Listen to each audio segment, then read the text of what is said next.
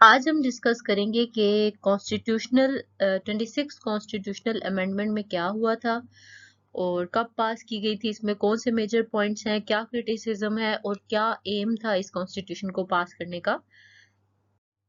Firstly आप देखें कि नेशनल असेंबली ने 26 कॉन्स्टिट्यूशनल अमेंडमेंट मंडे को पास की थी 21 ऑफ 2024 को।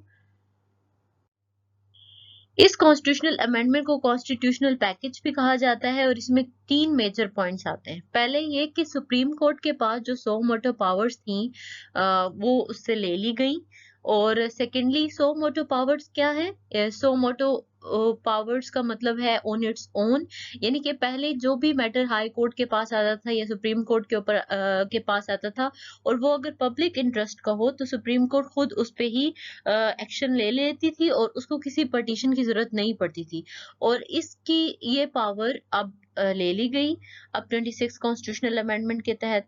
सेकंड पॉइंट ये है कि it sets chief justice term at 3 years, यानी कि चीफ जस्टिस जो होंगे सुप्रीम कोर्ट के, उसका टर्म सिर्फ 3 साल तक महदूद कर दिया गया है।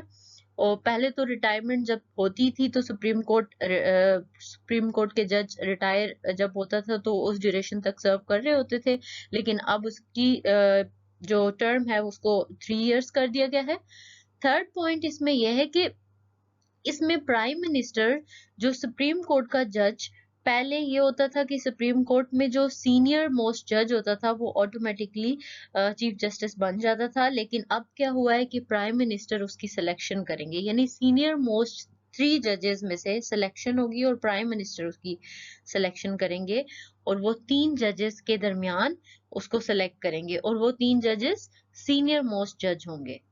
और जब उसकी सिलेक्शन हो जाएगी तो उसकी टर्म 3 इयर्स है, उसके बाद वो ऑटोमेटिकली रिटायर हो जाएंगे। तो ये तीन मेजर पॉइंट्स थे। पहले तो सुप्रीम कोर्ट से सो मोटो पावर ली गई, सेकेंडली चीफ जस्टिस की जो टर्म है उसको 3 ईयर किया गया और थर्ड पॉइंट ये है कि सुप्रीम कोर्ट के जज की जो अपॉइंटमेंट है वो प्राइम मिनिस्टर करेगा और वो 3 जो सीनियर मोस्ट जज होंगे उनके दरमियान उसकी सिलेक्शन होगी।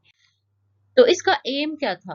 दरअसल इस कॉन्स्टिट्यूशनल अमेंडमेंट को पास करने का एम ये था कि जो जुडिशियल इन्फ्लुएंस बहुत ज्यादा पॉलिटिक्स और गवर्नेंस पे बहुत ज्यादा फैल रहा है, यानी कि गवर्नेंस मैटर और पॉलिटिकल मैटर्स के अंदर जुडिशियल इन्फ्लुएंस बहुत ज्यादा फैल चुका था और खुद ही डिसीजन जो लिए जा रहे थे सो मोटर के पावर के तहत, तो उसको कम करने के लिए, उसको मिनिमाइज लिमिटेड करने के लिए इस कॉन्स्टिट्यूशनल अमेंडमेंट को पास किया गया।